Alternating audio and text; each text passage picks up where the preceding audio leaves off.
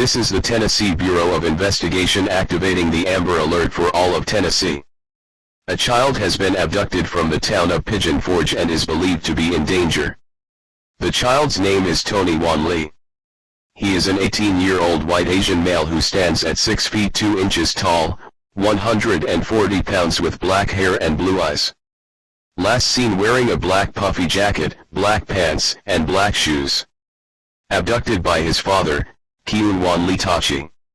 A 53-year-old Asian male, 5 feet 6 inches tall, 160 pounds with brown hair and brown eyes. They are traveling in a silver 2019 Kia Rio, with Tennessee license plate of DJD 5457. If you have any information regarding the abduction, please call 911 immediately.